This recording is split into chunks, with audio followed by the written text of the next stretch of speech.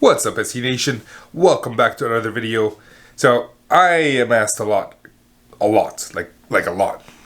How did I get into sales engineering and why did I start my podcast? So I figured I'll share my story in the shortest time possible.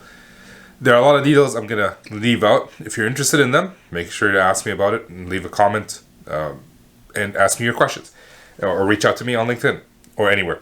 So this is my journey from immigrant into sales engineer for the last 8 years. I came to Canada in 2006, went to university at Carleton University in Ottawa, Canada. Part of that program, communications engineering, there was an internship program which was 16 months, which I ended up doing at Nortel Networks. I was doing Sanity and I was doing software design in theory. Hated Sanity, didn't enjoy software design a lot. I have horror stories about that, but we'll move on. Went back to university to finish my year. I was a Nortel Networks ambassador, and I was trying to get people to go to Nortel when we're done university. At which point it went bankrupt as I was their ambassador. So I was out of a job for 4 months. Then I got a job from a barbecue at Alcatel-Lucent. I was a support engineer, customer support engineer, 3rd tier. What that means is there's local support, then there's tier 2, and I was tier 3, where I dealt with angry customers. No one wants to deal with support anyways. I did that for a couple of years, then transitioned into network design still at Alcatel-Lucent. At which point I was severely underpaid, doing senior pre-pulls work. I enjoyed the job, I enjoyed the people, but I had to find something else. And I was applying to every job out there. I wasn't targeting sales engineering. I didn't even know what sales engineering was. I applied to a few sales engineering roles within Alcatel-Lucent, but I didn't know how to apply properly. So I never reached out to connections. I never reached out to people to help me get the job. I just applied on the portal for Alcatel-Lucent. Never heard back from anybody. Also, when you work as a sales engineer at Alcatel-Lucent, most of our customers were not in Ottawa, so I'm based out of Ottawa. Most of the customers were in the US actually. So I would have had to travel to the US quite a bit, and I didn't want that. So after a long time of applying, I applied to a job for a systems engineer. So I had to turn off the washer. I don't know if you were hearing it, but I was hearing it and it was bugging me. Anyways, I'm back. The job I applied to, a systems engineer, was with a vendor or a potential vendor for the company that I used to work with, Alcatel-Lucent. They wanted to break in. It was the first sales engineering team or first sales team in Canada. So they wanted someone from one of the major network element manufacturers. And I happened to be one of the people who applied. There was somebody else that a headhunter had found and tried to get on board. I think they offered him the job. They said no, but I'm fairly certain they did. And he refused them, and they ended up going to me. So I was second choice, but hey, I still made it. I'm happy about it. I'm not sad about it. The role was systems engineer, but in reality, I was a sales engineer. It's just, I have a video, which I'll link somewhere, about the different titles for sales engineers. And I had one account manager. I was tied to one account manager who was hired maybe a month after I was. And everybody talked about how great he was. He has 17 years of experience. He has a lot of different positive attributes, which I didn't see.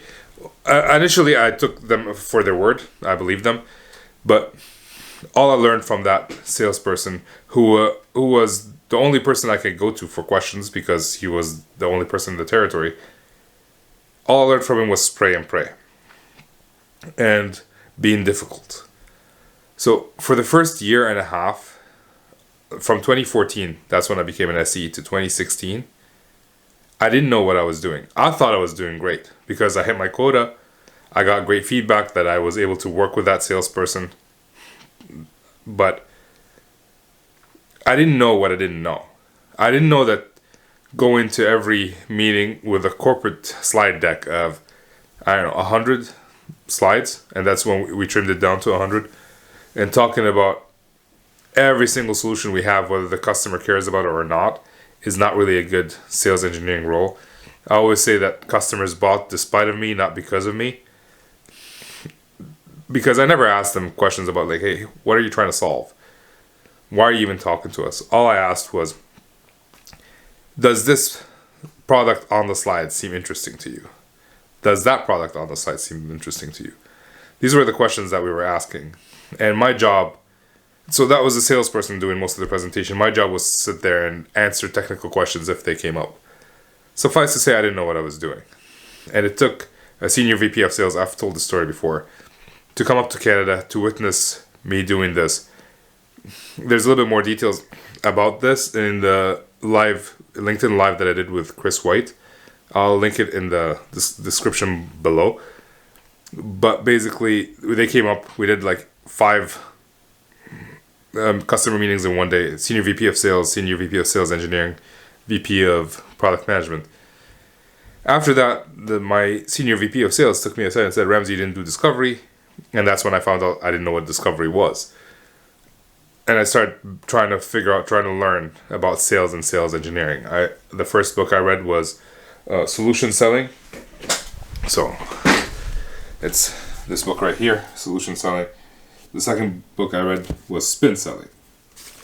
And they were both great books. Then when I started looking, I didn't know there was a sales engineering book, but the first book that I found was Demo to End right here. This was the first book I found about sales engineering. And it was great, but it was mostly about demo. There was a bit of a discovery. So I learned a lot from those, but it wasn't enough. When I searched for podcasts, I couldn't find anything.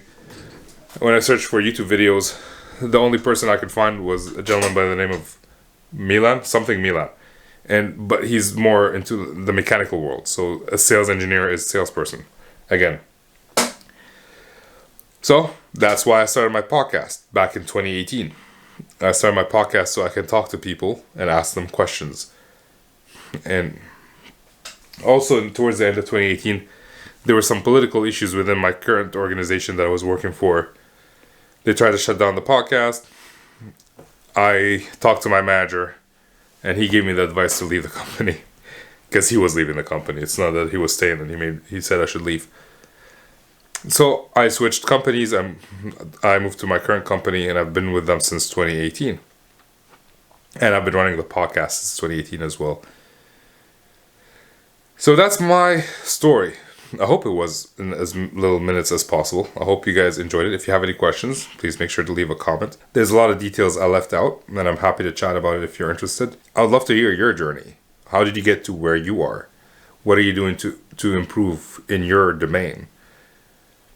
There wasn't anything for me to improve, so I started a podcast. And since then, my sales engineering skills have skyrocketed. And at least I like to think so. So what are you doing?